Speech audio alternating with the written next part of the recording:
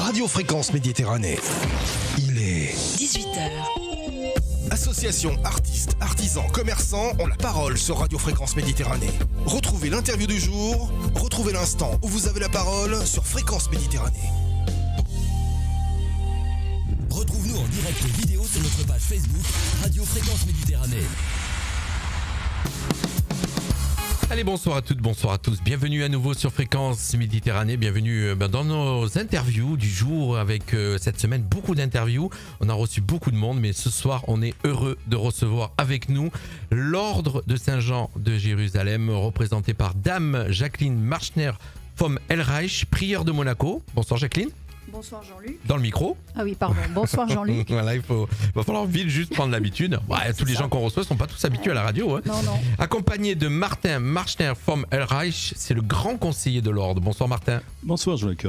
Et on devrait accueillir dans quelques instants Jean-Marc Robert qui est chevalier, mais qui pour l'instant est bloqué, comme on dit, sur le périphérique, on va dire. Ça Voilà, fait bien, c'est ça. on va dire sur le périphérique. On va vous présenter ce soir ce qu'est l'ordre de Saint-Jean de Jérusalem et du prieuré de Monaco, bien sûr, pour des gens qui ne le connaissent pas. Alors, comme je le disais, on a pas l'habitude ici de faire des interviews avec des sujets religieux, mais je vais bien mettre de suite dès le départ. Ce n'est pas religieux ce dont on va parler ce soir, c'est vraiment des actions de l'Ordre de Saint-Jean de Jérusalem qui sont énormes et je tenais vraiment à vous mettre en avant puisqu'on se connaît maintenant depuis quelques temps. Je sais tout ce que vous faites pour les autres et c'était vraiment un plaisir de vous mettre à l'honneur, on va en parler tout ça. On va déjà découvrir dans un premier temps et c'est Jacqueline, donc prieure de Monaco, qui va nous présenter ce que c'est que le prieuré de Monaco, ma chère Jacqueline. Oui, d'abord, merci de nous recevoir pour la deuxième fois. Et un grand bravo à toi, Jean-Luc, pour toute l'énergie que tu mets à mettre en avant les actions des différents partenaires amis de Fréquence Méditerranée. Et pas que partenaires, tout le monde. Tout le monde, voilà. Tout le monde. Donc, il fallait quand même que je le dise. Merci, Jacqueline. Donc, le prieuré de Monaco de l'Ordre de Saint-Jean de Jérusalem, chevalier hospitalier, est déclaré légalement en principauté de Monaco comme une association monégasque de l'Ordre de Saint-Jean de Jérusalem depuis 2015 et donc soumis à la réglementation en vigueur à Monaco.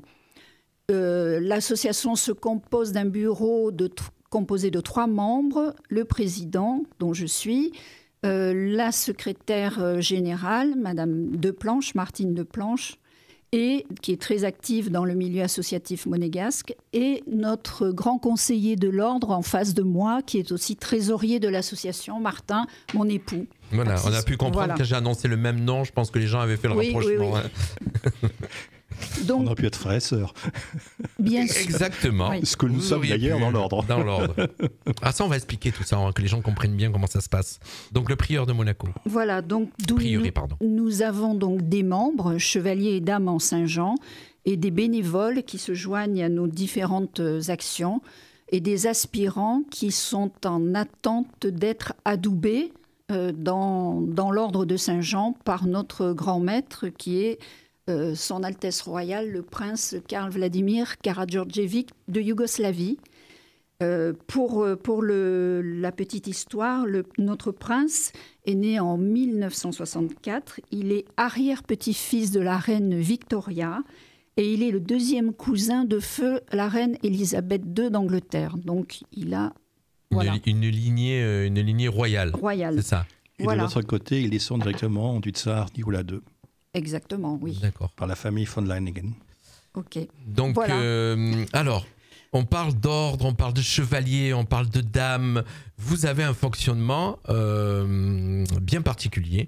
On va dire un petit peu, comment c'est qu'on peut dire je vous avais dit cet exemple un peu chevalier de la table ronde. C'était un peu, c'est un peu Oui. ce fonctionnement, comment dire, avec des règles, avec des cérémonies, avec de très beaux habits. Ça fonctionne comme ça, mon cher Martin? Tout à fait. Alors, les très beaux habits, c'est de temps en temps.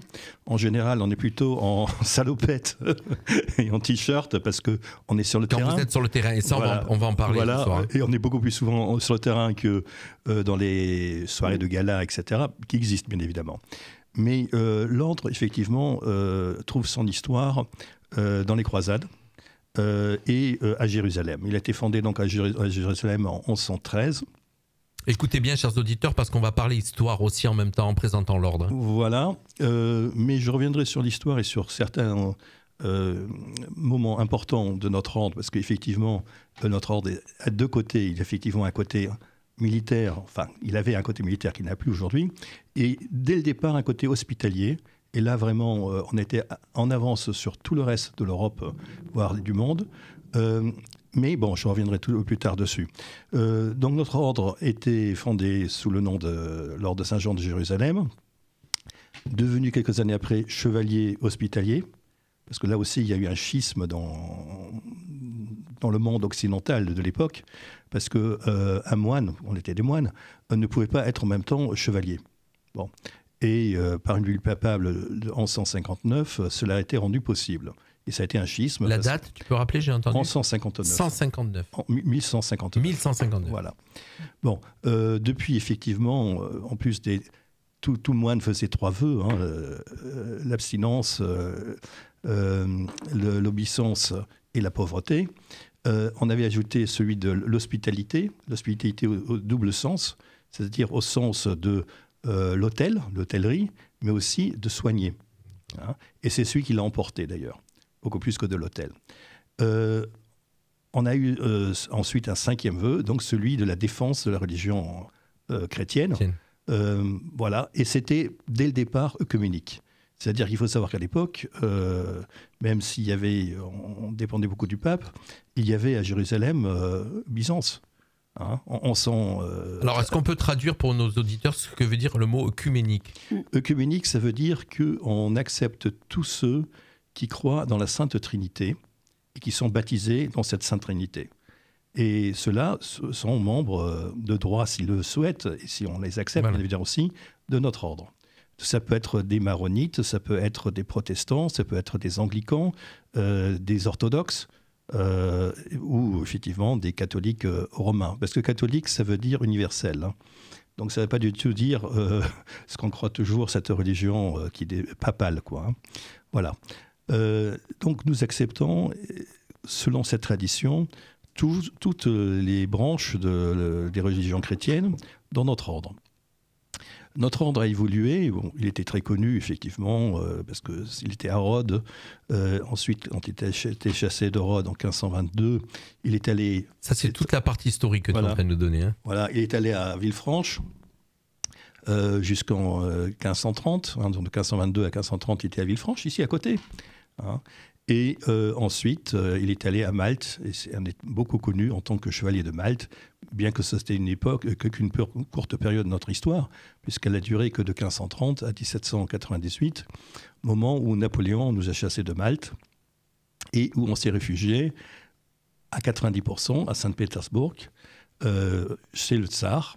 Et l'ordre a été donc sous la protection du tsar pendant très très longtemps, c'est-à-dire jusqu'à la chute de l'Empire tsariste, jusqu'en 1917, bien que Napoléon a créé, en faisant pression sur le pape, une deuxième branche avec les 10% des chevaliers qui étaient restés en Italie, qui est devenu aujourd'hui ce qui est connu sous l'ordre de Malte, l'ordre strictement catholique, et qui a eu un essor ces dernières années, sur ce dernier siècle, très très important, comme nous le savons.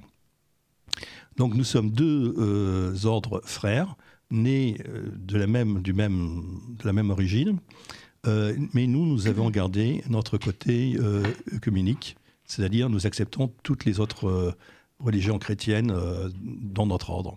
Voilà.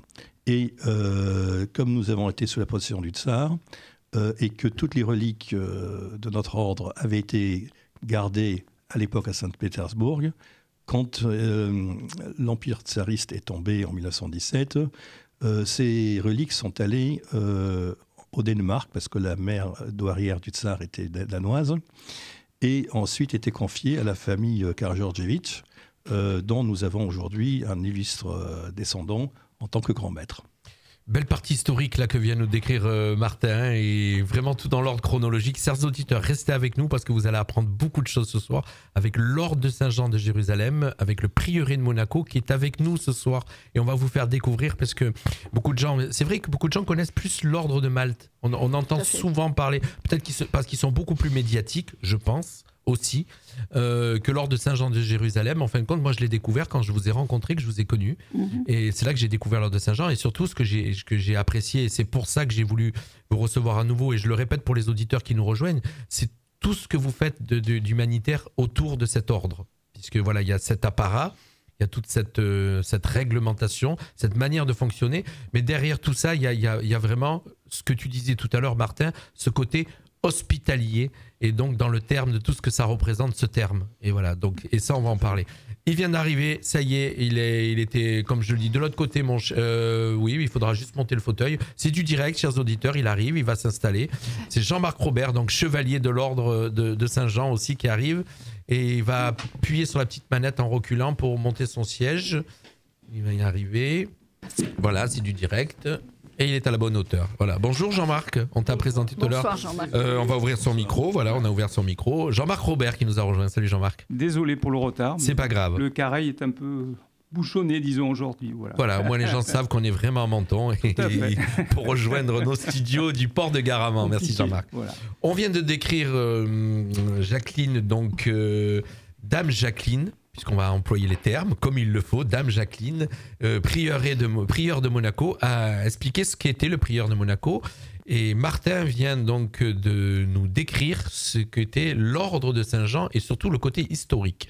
J'aimerais ce soir aussi qu'on aborde les actions que vous faites. On reviendra un petit peu tout à l'heure, Martin. Martin, tu voulais peut-être encore... On se tutoie. Alors les gens se posent la question pourquoi on se tutoie, parce qu'on se connaît maintenant depuis quelques temps, depuis 2 ans. Et puis en plus, on est partenaires. Donc Martin, tu voulais développer un petit peu une partie historique tout à l'heure. Tu voulais donner ou le côté hospitalier. Voilà, le côté hospitalier qui n'est pas connu.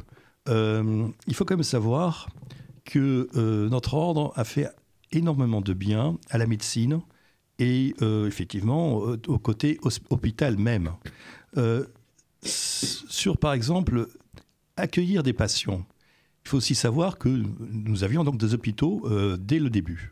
On était un hôpital d'ailleurs dès le commencement. 1117, 1113. On était un hôpital qui avait ensuite jusqu'à 1000 lits. Mais 1000 lits, pas côte à côte. C'était vraiment 1000 alvéoles. Chacune a pu le voir, un de ces hôpitaux qu'on avait à Malte plus tard. C'est extraordinaire. On n'en revient pas, même aujourd'hui. Je crois que beaucoup de gens dans beaucoup de pays sont moins bien soignés que par nous à l'époque. Et plus de 1000 ans en arrière. Voilà. Ouais. La première règle pour l'accueil des patients a été écrite en 1181.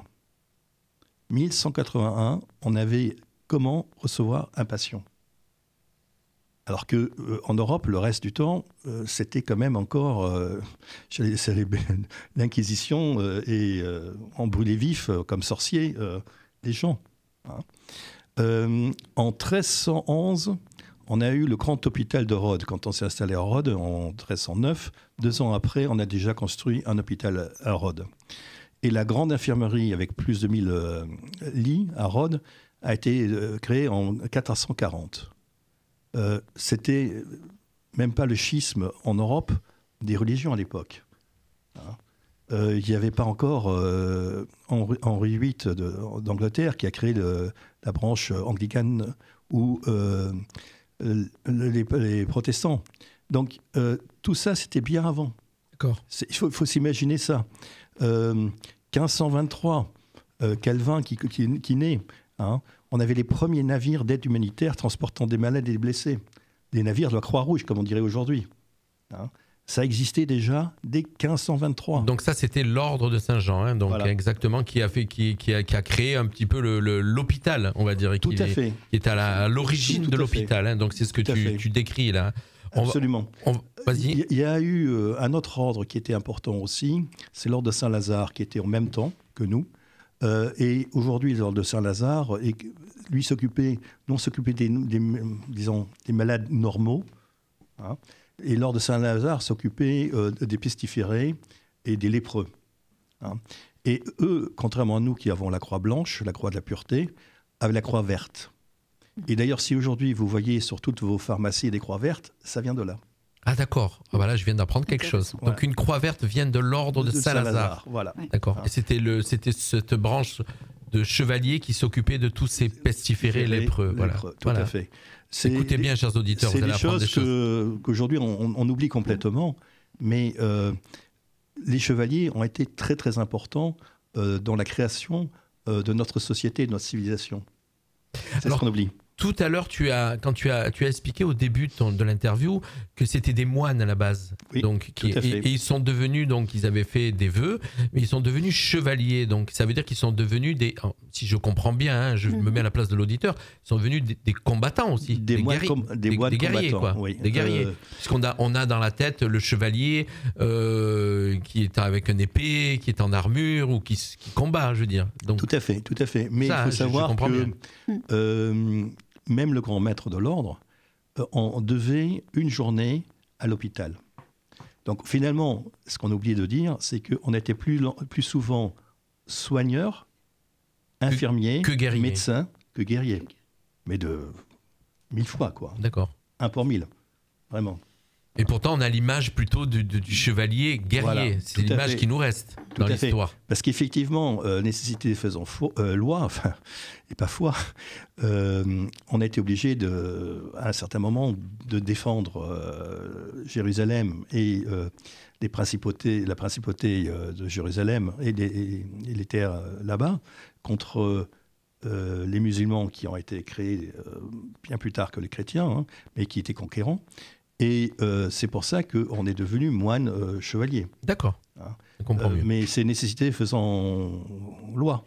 Hein. C'est, disons-le, à corps défendant. D'accord. Hein. Ce n'était pas notre mission au départ et ce ne l'est plus aujourd'hui. Alors, on ne va pas développer toute la partie historique, Martin. On va essayer de peut-être, parce que j'ai peur que l'auditeur, toute la partie historique, il décroche un petit peu, peut-être, sur la totalité de l'historique. Est-ce qu'il y a des éléments précis que tu peux nous donner chronologiquement? Oui.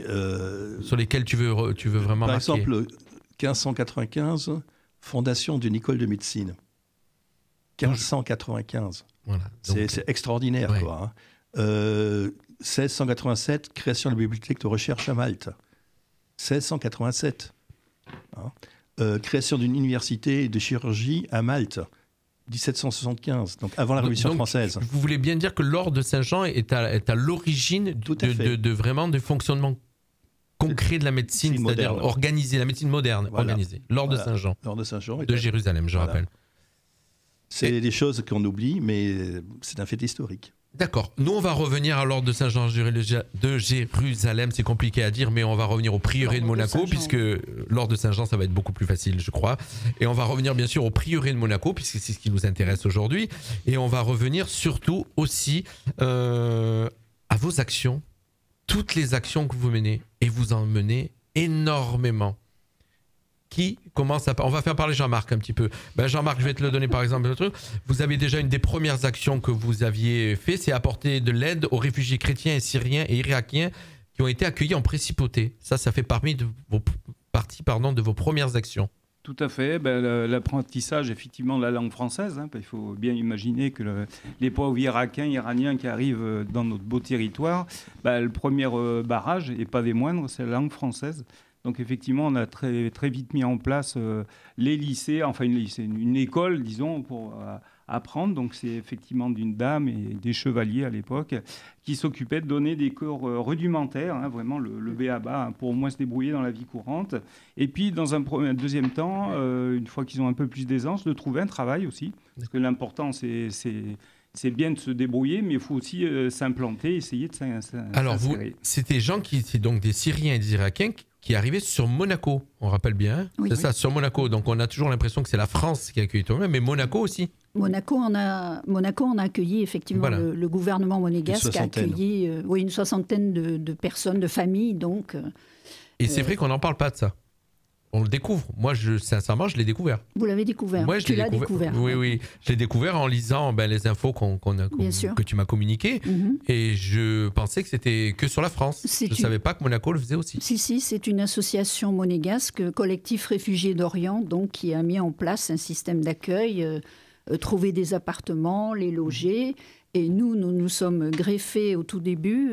C'était au début de l'existence de notre commanderie. On n'était pas un prieuré à l'époque.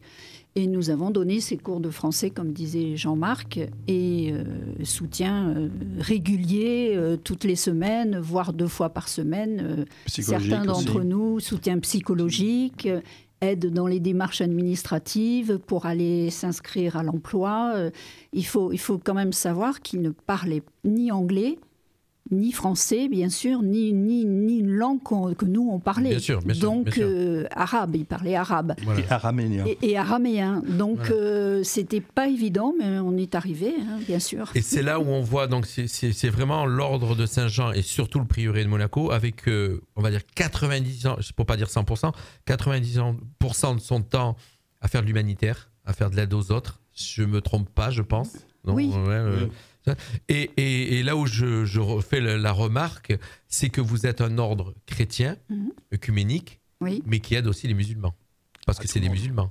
À tout Ah le non, monde. là, Ceux ce qui sont des arrivés, chrétiens. Ce j'ai- sont des chrétiens. Alors j'ai hein. dit une bêtise. Non, vous avez... Oui, Oui, mais moi je suis à la place de l'auditeur. donc on j'ai dit peut une aider bêtise. des musulmans, bien évidemment. sûr, on voilà. le fait d'ailleurs. On le fait. On ne D'accord. peut pas refuser d'aider. Nous devons donner de notre temps et aider les gens, les D'accord. personnes en difficulté.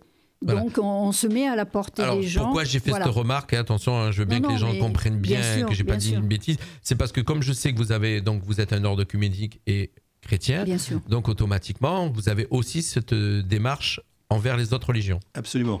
Bien sûr. Par exemple, nous avons fait des interventions sur le territoire français aussi, notamment à Bargement. Oui. Et voilà, j'allais et- vous lancer sur l'aide apportée aux chrétiens d'Orient. Voilà, Bargement. et là, effectivement, on n'a pas regardé la confession des personnes qu'on aidait. De même, on est allé quelquefois à Saint-Salvador, à un hôpital pour vraiment des gens très, très, très, très malades. C'est assez horrible à y revoir. C'est vraiment... Des enfants. c'est surtout des enfants qui sont difformes, etc. Ce que les À parents... quel endroit, à côté de... Hier. à côté D'accord. d'hier, Saint-Salvador. Et là, vraiment, on ne regarde pas. Hein. Ce sont des enfants malades, on n'a jamais regardé. Polyhandicapés. Polyhandicapés. C'est gentil de dire ça comme ça, mais c'est Voilà. c'est ce que personne ne veut. Vous voyez, je veux dire Oui, j'ai compris. On a vu des elephant man, vraiment. D'accord. Bon, et là, on aide, point. C'est l'humanité. Un cœur énorme. Donc tu viens d'aborder effectivement l'aide apportée aux chrétiens d'Orient. Vous avez aussi créé donc c'était sur Bargement, ça Oui, exactement. Bargement. Avec une commune du épicerie Var. aussi gratuite Oui. tenue par la paroisse. C'est ça. Vous avez aidé à la créer, c'est ça? Oui, on aide le père qui est devenu un ami, le père Philippe Marie, qui est une personne, tu l'as fait sa connaissance, Jean-Marc, qui est une personne extraordinaire et que nous aimons. Toi, tu le connais, Martin, depuis très longtemps. ouais. Et il a mis en place, depuis quelques mois, une épicerie gratuite. Et qui aide pas moins de 200 personnes des communes avoisinantes à venir chercher des aliments, des denrées. Et vous, voilà. vous êtes là aussi donc pour On fait des collectes, des collectes. on fait des dons. Il y en a comme Jean-Marc. Vas-y, Jean-Marc, qu'est-ce que tu as fait dernièrement, là, fin décembre? Oui, c'était effectivement, j'ai découvert cette année effectivement Bargement et cette église magnifique. Juste une petite remarque, quelque chose qui est assez extraordinaire, c'est que c'est la première fois que j'assiste à une messe où il y a un écran géant qui est déplié sur le droit, sur un écran, et la messe est dite, les psaumes, tout effectivement, tout est dit en arabe et en français. Conjointement, c'est-à-dire D'accord. tout défile Sur l'écran. comme un script, voilà. Et tout le monde peut suivre. Et j'ai vu cette humanité, cette communion, effectivement, pour revenir à ce que tu disais, Oui, effectivement, oui. chrétien, certes, chrétien d'Orient, mais pour autant, voilà, très attaché, effectivement, à la messe. C'est pour ça que j'ai tenu, ouais, que je suis toujours OK pour vous recevoir, parce que vous savez très bien que la radio ne fait pas ni de religion Non, ni de politique, exactement. mais vous, c'est particulier. Oui. Voilà, c'est ce côté humanitaire. Oui, si, vous avez Oui, quelque bien chose sûr. de particulier. Vous avez ce côté humanitaire et qui est vraiment important. Vous Ça participez. s'appelle la charité. Voilà, mais oui, mais ça a tellement disparu. C'est notre engagement aussi. Hein. Voilà, Si on s'engage en Saint-Jean, on jure sur la Bible, hein, mais c'est notre engagement. Sinon, Notre motto, c'est profiter. profide pro utilitate hominum, pour la foi, pour le service de l'humanité, Voilà. en traduction. Et l'humanité, elle est globale. Et l'humanité, c'est toute l'humanité. C'est pour ça que je reçois de temps en temps de belles personnes. Voilà, donc j'ai de belles personnes autour de la table. J'en ai 3 ce soir. Oui. Tous ceux que je reçois sont bien, mais là, c'est des belles personnes. Vous participez aussi à des événements, par exemple, je vais énumérer ce que j'ai comme info. Pour des causes spéciales, vous avez affrété des camions pour remplir de victuailles pour... Un tremblement de terre qui a eu lieu en 2016, je crois, en Italie. Oui, des chevaliers ont eu l'idée de faire une collecte. On est allé à Carrefour, Monaco. On a fait une collecte et puis on a rempli 2 camions, amenés sur place 4 tonnes de marchandises. C'est spontané, enfin, suivant les événements qui... Vous êtes là. Voilà. On essaye. On a fait beaucoup de choses aussi. Entre les... Jean-Marc, tu pourras en parler de la Roya. Oui. On va en parler. Entre les événements ponctuels qui se déroulent tout au long de l'année et des événements aléatoires, catastrophiques, vous êtes là. Quoi qu'il arrive, vous êtes là. Vous essayez toujours, en tout cas, vous essayez toujours de participer. C'est ça. Et sans vouloir faire de politique ni quoi que ce soit, dernièrement aussi, on aide les Ukrainiens. Oui. Mais on pourrait aussi aider les Russes. Oui. Mais ce que je veux dire, ça nous est égal. C'est des gens qui sont dans le besoin. Vous êtes là pour aider. Voilà, on est là pour aider. Et on ne fait pas de différence entre les Ukrainiens et les Russes. C'est pareil. C'est pareil. Voilà, ça vous êtes là pour aider, vous ne regardez pas le côté politique, ni quoi que ce soit, comme vous le disiez tout à l'heure, ni la religion. Vous collectez aussi, vous vous mobilisez pour les kermesses de Sœur Marie ? Oui, depuis plusieurs années. Là, maintenant, on est partie prenante de Sœur Marie. On tient le stand de vêtements pour hommes. D'ailleurs, vous pouvez venir nous voir à Monaco. La prochaine kermesse, j'en parle donc. Oui, Jacqueline. A lieu le vendredi 3 et samedi 4 mars. Donc, j'espère que le public viendra nombreux. Il y a des affaires à faire, bien sûr. Des prix attractifs. Et pour la bonne cause aussi. Toujours, on rappelle, pour la bonne cause. Bien donc, sûr, 3 et 4 mars, c'est au chapiteau de Fontvieille en bas. Donc, c'est les kermesses de Sœur Marie. Et vous tenez un stand. Il n'y a pas que des habits, je crois. Il y a beaucoup de choses. Il y a beaucoup de choses. Il y a de tout. Du linge de maison, des jouets, des appareils électroménagers, des livres. Enfin, tout ce que les gens... c'est une kermesse. Oui, bien sûr. On en reparlera d'ailleurs et on va l'annoncer. On se suit, donc puisqu'on est partenaire, on va l'annoncer sur nos réseaux et on le répétera. Régulièrement, vous collectez aussi des vêtements. Voilà, pour les femmes, les hommes et les enfants, tout le temps. Vous récoltez et vous redistribuez. Oui, absolument. Et des lunettes. Des lunettes, des vêtements. Et d'ailleurs, dimanche, nous allons à Beaulieu vider un appartement. Une dame est décédée et le fils nous a contactés. Par l'intermédiaire de Facebook. Bien sûr. Facebook a dit bon, voilà. Aussi. il y a les mauvais côtés et les bons côtés de Facebook. Voilà. Et donc, nous allons et on va charger la camionnette de Elias, notre chevalier, et puis notre voiture aussi. Et puis, on va voir après où dispatcher. Alors, comme je disais, c'est vraiment vous mobiliser pour venir aux personnes en détresse. Quoi qu'il arrive, vous êtes là en général et vous faites le maximum. Alors, comme autre info, vous avez rejoint la liste des sponsors, et ce que tu disais tout à l'heure, vous avez participé donc sur la Tempête Alex avec la bande dessinée.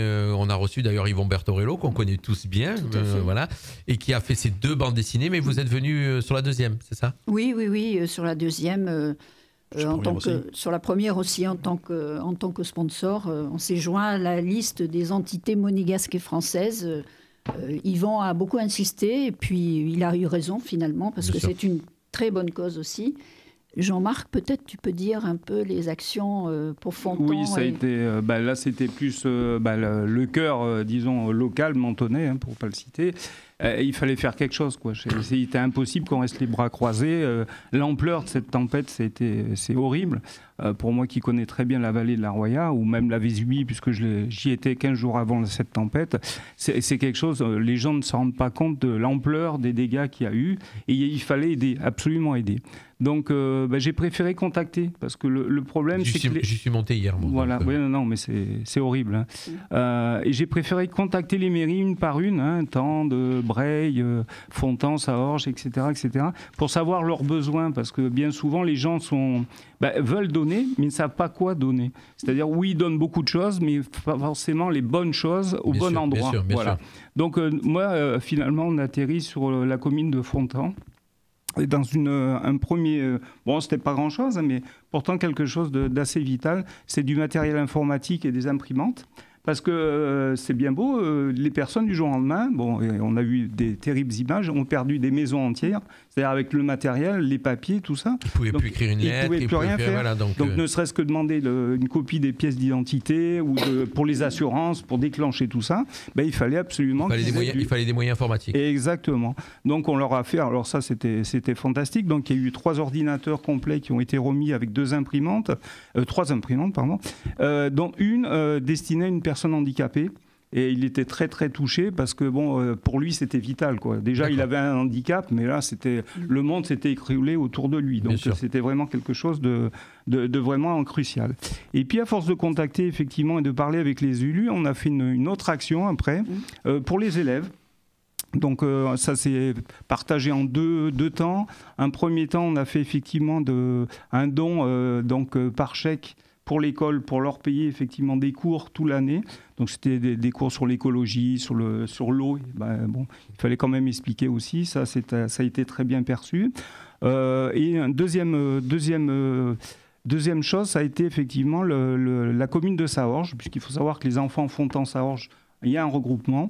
Ils avaient un grand besoin de sacs isothermes, parce que aussi le restaurant scolaire, entre guillemets, avait fermé pendant cette tempête. Et c'était un restaurateur qui se chargeait de faire les repas. Le problème, c'est qu'il y avait le temps de déplacement. Et bien souvent, surtout en hiver, malheureusement, les repas arrivaient tièdes, voire froids pour certains. Donc il fallait faire quelque chose.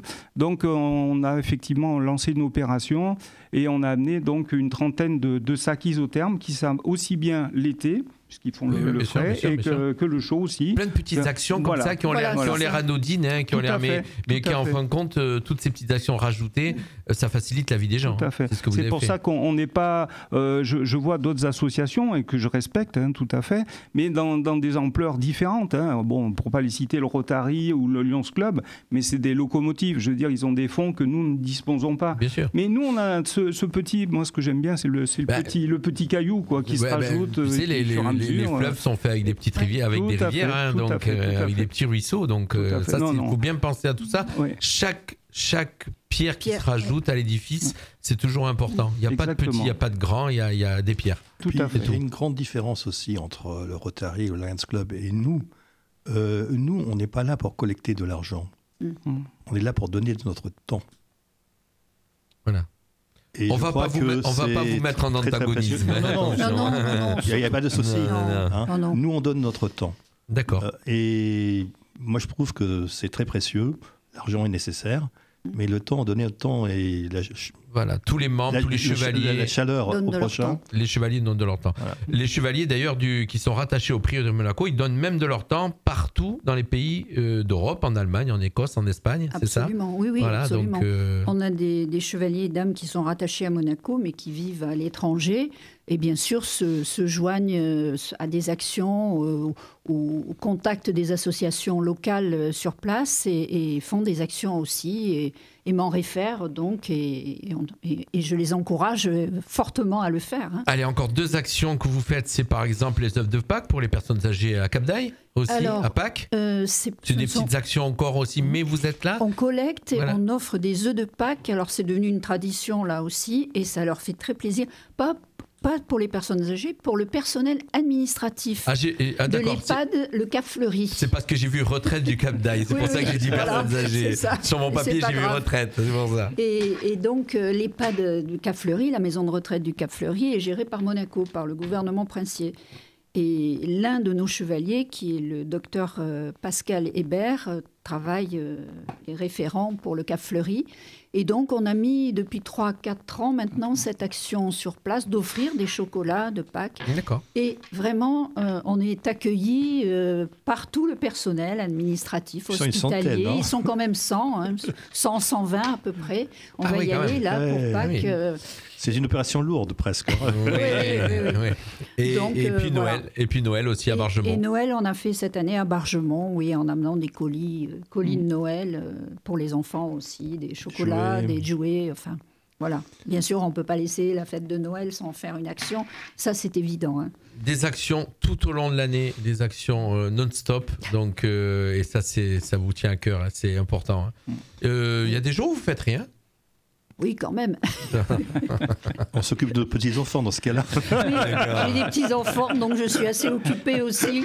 Ou vous partez faire de beaux voyages en Europe Non, professionnellement, oui. Voyage, Oui. dernièrement, on n'en a pas tellement fait. Non, on hein. n'en a pas tellement fait. Professionnellement, oui, je suis toujours impliqué, donc, mais ça, c'est une autre histoire. D'accord. Bon, on n'est pas là pour parler de ça aujourd'hui. Et on va parler, donc j'aurais voulu qu'on aborde et qu'on termine le grand événement qu'il y a eu il n'y a pas longtemps, au mois d'octobre 2022. Oui. On y était, nous, avec une petite caméra, oui, et on a filmé. Donc on s'excuse, on a marqué 22 septembre, c'était 22 octobre. On va rectifier. Et donc un bel événement où le prince Vladimir, c'est ça, était là. Donc Karl Vladimir. Bien sûr. Et vous pouvez nous raconter cet événement ? Qu'est-ce qui s'est passé ce jour-là ? Et puis l'organisation, c'était mondial. Oui, hein oui, c'était un événement mondial qui regroupait l'ordre mondial, donc, puisque nous avons des prieurés en Europe, dans beaucoup de pays d'Europe. Presque tous d'ailleurs, et en Australie. Donc on a reçu sur 4 jours, avec un emploi du temps non-stop, on peut dire, du matin au soir, n'est-ce pas Jean-Marc ? Il y a eu énormément d'événements sur ces 4 jours. Voilà, près de 90 personnes. Et dans un contexte, parce qu'en tant qu'organisatrice, aidée par Jean-Marc et par les autres membres qui étaient derrière moi, on peut dire que dans le contexte international de menaces de reprise du Covid, de grève d'avion, il y avait une grève en France juste avant, pour se faire livrer des... Enfin, ça a été vraiment... Vraiment, on a prié. Et là, c'était le cas de le dire. C'était le cas de le dire. Donc, ça s'est très bien passé. Je pense que la majorité des personnes a été satisfaite. Nous avons bien géré. C'était une première aussi pour notre prieuré. C'était la première fois où nous organisions une investiture, une cérémonie d'investiture où sont adoubés par le grand maître les dames et les chevaliers qui rentrent dans notre ordre. Voilà. Et cette cérémonie s'est passée justement à l'église anglicane Saint-Paul de Monte-Carlo, puisque nous sommes un ordre œcuménique, donc à l'église anglicane cette fois-ci. Il faut dire aussi une chose, c'est que l'événement, en réalité, c'était le Conseil souverain de l'ordre. Tous les 3 ans, l'ordre se réunit et édicte ses nouvelles lois, ses nouvelles mesures, etc. Et c'est au niveau mondial, comme disait Jacqueline. Donc le dernier, par exemple, il était à Sydney. À Sydney. Et celui d'avant, tu te rappelles ? Celui d'avant était à Londres et celui d'après sera à Porto. Donc un prieuré ou une commanderie ou un prieuré organise l'événement, comme tu l'as fait, comme vous l'avez fait. Voilà. On va quand même dire combien de temps ça t'a pris pour organiser l'événement. Puis je crois que tu m'en as parlé plus d'1 an et demi avant. Hein. Ah oui, absolument. Le temps de... Voilà. Tout était à mettre en place pour nous. Donc le temps de faire les démarches sur Monaco, de trouver... les hôtels, les avions, les bus, tout ce qu'il y avait. De négocier les prix. Et là, Martin a été d'un grand secours de trouver un imprimeur. Oui, Martin, c'est un businessman. Merci Jean-Marc pour ton aide qui a été... bon... On était un petit noyau vraiment serré, groupé, et on a fait du bon travail, c'est vrai, mais bon, beaucoup de stress quand même. Voilà, on va rappeler que Martin, c'est le trésorier, donc c'était normal. Hein, donc, c'est lui qui tient les cordons de la bourse. Donc c'est pour ça qu'il a œuvré pour qu'il... C'est ça. Je pense que ce que j'ai pu apporter, c'est surtout ma connaissance, parce que ça fait quand même depuis plus de 25 ans que je suis dans l'ordre, et j'ai assisté à presque tous les conseils souverains qui ont eu lieu. Donc, c'est cette expérience-là que j'ai pu apporter et dont on a tous profité. D'accord. Bien sûr. Moi, j'y ai pu y assister et j'étais dans un autre monde. J'étais dans un autre monde. C'était très solennel. Donc, vous allez un petit peu expliquer ce qui s'est passé pendant ces 4 jours. Mais moi, en tout cas, j'ai assisté à cette partie où les chevaliers, où des personnes sont devenus chevaliers, puisqu'ils sont adoubés. Donc, c'est là qu'ils deviennent chevaliers. Comme toi, Jean-Marc. Tout à fait. Tu étais alors, c'était quoi avant d'être chevalier ? Non, pour aspirant. Non, enfin bon, on est écuyer et puis écuyer. Oui. Et puis après, donc pendant une période de 1 an, 2 ans, voir un peu les actions si on est en phase, parce qu'il faut le dire, c'est bien, dire tiens finalement je vais devenir chevalier, mais bon, faut-il encore le prouver au quotidien ? Voilà. Parce que ça demande. Démarche, c'est une réelle démarche. C'est pas qu'un comment dire un ordre, j'allais dire non, c'est pas qu'une une distinction. Ah Voilà, non, il y a non, tout, il y a- il y a tout ce qui va avec derrière. Tout à fait. Tout ce Ouais. qui va avec. Et puis quelque chose d'important, je le répète encore une fois, on prête serment sur la Bible. D'ailleurs, tu l'as vu. J'étais là, j'ai tout vu. Voilà, la Bible était là, tu prêtes serment. J'ai prêté à l'époque, bon c'était à Nice à l'époque, j'ai prêté serment effectivement sur la Bible. C'est un engagement qui est très fort, en tout cas personnellement, et je pense que tous les chevaliers et dames qui sont dans le même cas. Donc il faut savoir que c'est quand même une sacrée démarche, quoi. C'est un engagement, mais bon... Quand même, réellement, Voilà. voilà, c'est vraiment Donc l'engagement de sa vie, quoi. c'était très solennel. Oui. Oui. Donc il y avait, c'était tout en anglais. Oui. Oui. Tout était en anglais. Oui, hein. la langue de l'ordre est en La anglais. langue est Oui. de l'ordre, puisqu'il Ah oui. venait, ben oui, il y avait plusieurs pays d'Europe, donc C'est c'était là ça. un truc. Oui, on se C'était très comprend, solennel. c'est l'anglais. C'était très beau visuellement, puisque tous les chevaliers étaient en tenue, toutes les dames étaient en tenue. Avec, alors j'ai pu découvrir aussi, je dis ça pour nos auditeurs, puisque c'était un monde bien particulier, les chevaliers hommes avec une couleur rouge et les chevaliers femmes avec une couleur noire. C'est ça exactement, des Tout à capes fait. noires. La vie, Et- le rouge, c'est la vie, et le noir, c'est l'humilité. Voilà, donc j'aime bien le sourire de Jacqueline. Jacqueline qui était un petit peu entre guillemets, je veux dire la patronne de tout ça, qui était, qui était la patronne de Lourde charge sur mes de épaules. toute ce chose, puisque tu es le prieur de Monaco et donc Oui. on va dire c'est le plus haut grade qu'il y a dans l'ordre, on dit la commanderie, le prieuré, Prieuré. dans le Le prieuré. c'est le plus haut grade. Non, je suis prieur. Au-dessus de moi, Martin a un grade plus élevé dans l'ordre. Oui, mais sur Monaco. Ah, sur Monaco, non, tu es plus haut, tu es plus haut. oui, je suis Voilà. plus haut. Et oui, d'ailleurs, effectivement. quand on Je me suis pas reçoit- trompé, j'ai pas dit de bêtises. non. Et quand on reçoit, c'est Jacqueline qui a le dernier mot. Même s'il y avait un différent, c'est Jacqueline, en tant que prieur de Monaco, qui a le dernier mot. Qui tranche Mais- sur Monaco. Même au-dessus de notre grand maître. C'est sans droit, À Monaco. d'après la Constitution. Voilà. C'est-à-dire que le grand maître qui était là, le prince Karl Vladimir, sur Monaco, tu es supérieur à lui. Voilà. Voilà. Voilà. Donc on a assisté à tout ça. Il y avait un prince, c'était magnifique. Hein. Et qu'est-ce qui s'est passé? Donc ça, c'était la partie Donc, solennelle. Ça, c'était la partie solennelle. Et avant, nous avons eu toute une partie de réunion, justement, avec les différents prieurs des différents Ce que prieurés disait, d'Europe. Et là, il y avait beaucoup de... Le Conseil de- souverain. le Conseil souverain, donc la partie pour ceux pour laquelle nous nous étions tous réunis en priorité, le Conseil souverain. Et là, beaucoup de questions à l'ordre du jour qui sont mises au vote. Alors peut-être Martin, toi, en tant que grand conseiller, tu peux Oui, peut-être dire un peu plus que moi là-dessus. Effectivement, il faut régler la vie de l'ordre. Et l'ordre évolue. On est dans une société qui change. Et par exemple, nous avons réécrit complètement notre manuel de l'ordre. Le manuel, c'est qui fait quoi, comment, quelle hiérarchie, quel titre, etc. Et nous avions décidé à Sydney de le réécrire. Donc nous l'avons réécrit. Et ce nouveau livre des règles de l'ordre a été donc soumis aux votants, a été voté, et on a fait les dernières corrections ces derniers jours. Il va être donc distribué à tous les chevaliers et dames de l'ordre au monde, mondialement. Au monde. Donc ça a été fait, c'est un travail, vous imaginez. Et C'était retransmis sur un réseau particulier, Oui. réseau réservé à l'ordre. C'était mondial aussi la oui, retransmission. tout à fait, c'était mondial. Je rappelle puisque j'avais l'autre personne qui était avec moi, donc Oui. qui retransmettait. Moi j'ai Tout à filmé fait. juste la partie. C'était pour vous. Tout à fait. Et pareil, je veux dire, là je vais peut-être rentrer un petit peu dans le profond de l'ordre, mais nous avons aussi, bien évidemment, sinon on ne serait pas un ordre, c'est la définition même, une règle. Une règle chrétienne de l'ordre. Et celle-là aussi change. Aujourd'hui, l'abstinence, par exemple, c'est difficile. On ne peut pas être chevalier ou dame et de l'abstinence. Et puis surtout qu'il y a des couples. Voilà. Il y a beaucoup, Exactement. c'est des couples. Exactement. Donc il fallait repenser tout ça, refondre tout ça, etc. Et ça aussi, on a bien avancé là-dessus. Pour le dire, chez nous, ça s'est passé plutôt de façon simple. Si vous voyez, par exemple, et c'est aucune critique, mais c'était simplement titre d'indication, De comparaison. de comparaison, l'ordre de Malte, vous avez vu que dernièrement, ils ont eu beaucoup de problèmes à ce niveau-là, et qu'ils refont une nouvelle constitution. Ils ont décapité toute la hiérarchie, et ils font une nouvelle constitution. Nous, on essaye par nos conseils souverains d'éviter ce genre de rupture, Hein. Et notre constitution date de 1964, moment fondateur, hein, et depuis, rien n'a évolué.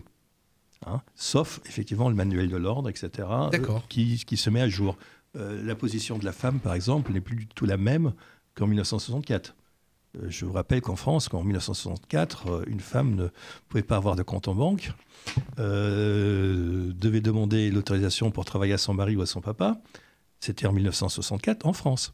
Hein. Bon, si j'ai bien compris, l'ordre de Saint-Jean va quand même beaucoup plus vite que le Vatican. Ça, c'est personnel ce que je dis. Voilà, c'est personnel. C'est une remarque personnelle. Voilà. Diplomatiquement, donc, je ne dirais pas ça comme ça. Pas le dire, vous. Je suis quand même la seule femme prieure dans l'ordre là, de Saint-Jean. Maintenant. Il y en avait avant. Mondial Oui. Ah non, il y en a une qui est toujours... oui. Oui, non, il y en a une autre. Il y en a une autre. En Angleterre. Oui. Je ne me suis pas fait des amis en disant ça. Non, mais... non. C'est vrai qu'il subsiste une différence. Moi, je suis bailli. Il n'y a pas de femmes baillies, il y a des grandes dames. Même fonction. Alors un bailli, c'est quoi pour nos auditeurs ? Bailli, ça vient de l'Ancien Régime. Hein. Un bailli, même du temps romain, était le représentant de l'empereur. Et dans l'Empire, ou dans le royaume, ça dépend où on était, représentait donc l'empereur ou le roi et avait tous les droits. Il avait le droit effectivement de justice, il avait le droit de prélever des impôts et de régler tous les différends. D'accord, voilà, ça c'est parce que des fois on dit des termes mais les gens ne savent pas ce que c'est. Hein. Et puis moi je dis, je ne me rappelais pas. Donc c'est pour ça que j'ai dit c'est quoi un bailli. On en était. On va parler des messages à passer puisqu'on l'événement on a fait le tour l'événement et qui était après il y a eu toute la partie privée qui était entre vous. En tout cas moi je tenais à revenir sur cet événement parce qu'il y avait une très belle partie solennelle et c'était vraiment beau à voir. Je dirais moi je découvrais. Et je suis resté surpris, agréablement surpris de comment ça se passait. Avec des chants, il y avait un chœur qui interprétait de très beaux chants. Donc c'était vraiment bien. Et puis donc moi je dis, on arrive pratiquement au bout de l'émission. Merci en tout cas à tous ceux qui nous suivent depuis le début, qui sont avec nous et qui écoutent. Pour ceux que ça intéresse, c'est pas évident de parler de sujets comme ça à traiter. Non. Et nous on tient à le faire. De traiter. Et donc il y a des messages à passer. Par exemple, c'est surtout un des premiers messages, c'est que vous avez besoin de bénévoles. Absolument. Nous recrutons des bénévoles, des gens qui ont envie justement de donner de leur temps. On peut nous contacter. Sans faire partie pratiquement de l'ordre. Hein. On n'est pas obligé de devenir. Bien sûr que non. Bénévole. Voilà, on peut. Oui, et beaucoup de gens cherchent à s'investir. Hein. Je vois autour. Et c'est vrai qu'à Monaco, il y a beaucoup d'associations caritatives, mais il y a quand même des gens qui veulent faire des actions particulières. Vous devenez bénévole, vous êtes encadré par l'ordre. Voilà, on est sur le terrain. On est sur le terrain. Entre les récoltes. Et comme je disais tout à l'heure, ce n'est pas que de l'argent. C'est surtout du temps. Oui, il faut aller chercher des habits, des denrées, des meubles. Voilà. Donc beaucoup de personnes peuvent donner de leur temps. Hein, et ça coûte rien. Et ça coûte rien. Voilà, merci de le dire de cette façon-là. Et ça coûte rien. Ça coûte du temps. Voilà. Et ça, c'est le plus important. Et c'est ce qui a tendance à disparaître, on va dire. Et oui, les gens n'ont plus le temps maintenant. Les gens n'ont plus le temps, ou se donnent plus le temps aussi. En tout cas, une nouvelle activité à ce stade-là, ce Cap Fleuri, on va effectivement faire des lectures à des personnes âgées, on va s'occuper de personnes âgées. C'est quelque chose que j'avais fait à titre personnel il y a très longtemps et qu'on a réinstitutionnalisé. Bon, il fallait les autorisations, etc., parce qu'on ne peut pas faire ça comme ça. Hein, mais voilà, encore une chose qu'on donne de notre temps. Collecte de denrées alimentaires et de première nécessité, vous continuez, c'est tout le temps. Absolument. On peut venir. Alors comment on peut faire ? Est-ce qu'on vient vers vous, on vous appelle, c'est vous qui allez, on vous apporte ? Comment ça fonctionne ? Oui, bonne question. Jusqu'à présent, ça s'est fait par Facebook, sur le Facebook du... Donc on peut toujours ordre OSJ hospitalier, Ordre de Saint-Jean, hospitalier Monaco. Vous trouvez Facebook, hospitalier, Ordre de Saint-Jean, Monaco. Donc là, on peut vous envoyer des messages. Oui, voilà. Et donc vous contacter pour dire, où j'ai des dons, ou voilà, j'ai ça à récupérer. Comme cette dame-là qui m'a contacté pour venir dimanche à Beaulieu. Voilà, ça s'est fait grâce à Facebook. Je reconnais qu'à Facebook. Donc, Voilà. Le problème sur Monaco étant le prix du mètre carré, avoir un dépôt où les gens peuvent apporter des choses. On a tout Non, compris. on n'a pas de dépôt encore, mais on stocke. Un lieu dans de collecte, après on stocke dans les parkings. Voilà, oui. dans les parkings. Non, puis la marchandise, si je peux dire, où les vêtements sont vite redistribués. Oui, donc oui, non, ça les tourne tout de suite, associations Ça freine pas. sont demandeuses autour de nous. Non, donc, ça tourne presque dans la journée. Quoi. Voilà. On va rappeler un événement important, le 3 et le 4 mars. On en reparle, on le rappelle. Cette kermesse qui va se passer donc au chapiteau Sœur Marie. Et donc vous allez y être. Oui. Voilà, on rappelle, vous allez vous occuper. Donc c'est organisé par Béatrice Fresco Rolfo, la présidente, qui nous accorde toute sa confiance et avec qui nous avons d'excellentes relations et qui compte sur nous et nous comptons sur elle aussi. Donc... Et il y a d'autres associations qui sont greffées à cet événement, il n'y a pas que la vôtre. Bien sûr que oui, plein d'associations. Mais nous sommes, nous ne sommes pas avec un signe distinctif d'appartenance à l'ordre de Saint-Jean. Vous êtes en civil. Nous sommes en civil. Voilà, parce que c'est l'événement de Sœur Marie, ce qui est tout à fait normal. Et ce qui me donne... On est très souvent civil. Oui, on est très souvent. Distinctif, c'est très rare. Oui. Ben, moi, je vous ai vu, mais je pense que c'était qu'à ce moment-là, en général, dans des événements solennels, on va dire. Oui, bien sûr. Là, là, c'était obligatoire même. Mais c'est sûr que si vous baladez dans Monaco comme ça, vous faites vite repérer, quoi. Dans Monaco, ça va. C'est sûr que le jour où ils sont arrivés 90 qui sont descendus du bus ou qui sont rassemblés, ça a fait... Oui, c'est vrai. La police était prévenue, il n'y avait pas de problème. Oui, c'est vrai. C'était spécial. Oui, voilà, c'était spécial. Ça me donne la manière de comment terminer. Comment devenir chevalier ou dame à l'ordre de Saint-Jean? Il faut s'approcher, mais il n'y a aucun droit. Je veux pas dire, vous ne pouvez pas adhérer comme à des associations, etc. Il faut s'approcher, faire un bout de chemin ensemble. D'après notre constitution, il y a un laps de temps qui est d'1 an, et donc 2 mois de travail sur le terrain. Mais les classes. Après, il faut trouver 2 parrains dans l'ordre. Ça, c'est facile. En général, les gens qui ont du cœur sont vite repérés et on les patronne, bien sûr. Et ensuite, effectivement, il y a l'adoubement, qui est une cérémonie. Et comme le disait tout à l'heure... Jean-Marc est passé par là, donc un parcours de combien d'années Jean-Marc, l'exemple type, combien d'années le parcours entre le moment où tu as commencé à fréquenter l'ordre de Saint-Jean et aujourd'hui? Disons globalement un peu plus d'1 an. Voilà, 1 an et demi avant d'être... Et vraiment, un adoubement, ça change la personne. Je ne l'avais pas cru moi-même, parce que autour de l'année 2000, je suis rentré dans l'ordre. J'y croyais. Oui, vous changez complètement. En 99, vous étiez hors de tout ça. Voilà. D'accord. Et vous avez rejoint l'ordre, comme tu me l'expliques. Et petit à petit, vous avez... C'est un peu spécial, mais ça, c'est une autre histoire. Ok, j'ai compris. Vu mon nom, je suis noble. Donc... Voilà, d'accord. Oui, c'est vrai. On va rappeler les noms pour nos auditeurs, ceux qui sont restés jusqu'au bout ou qui sont arrivés en cours. Donc, avec nous autour de la table, et vous allez comprendre, donc, Dame Jacqueline Marschner vom Helmreich. C'est dur à prononcer, vous l'avouez quand même. C'est plus facile de dire les initiales. Et donc, Martin, grand conseiller de l'ordre, Martin Marschner vom Helmreich. Donc voilà, on comprend bien que c'est un nom noble. Autrichien, oui. Autrichien noble.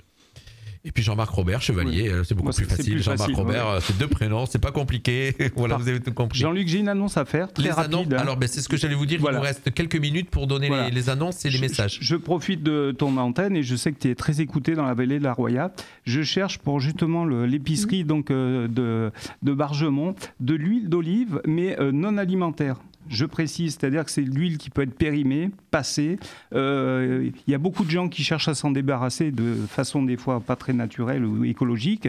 Nous, on cherche effectivement pour l'église de Bargemont, effectivement, de l'huile d'olive. Alors périmée. Moi, je vais t'inviter à te rapprocher de l'huilerie Saint-Michel à Menton. Ah oui, tu fais de l'huile, tu connais très bien. Tu vas aller voir de ma part et tu leur poses la question. Voilà, alors j'ai déjà fait poser de mes jalons, déjà à Breil, je connais des personnes, à Sospel aussi. Donc je cherche à faire relayer ce message, et je précise bien, c'est du non alimentaire. Oui, bien sûr. On ne cherche pas de l'huile d'olive qui a en plus a pris une courbe inflationniste ces derniers temps. Oh, il y a tout. Oui. Donc, Il n'y a pas que l'huile. Voilà. Donc, non, là je précise. Et là c'est pareil. L'Ukraine a un bon dos.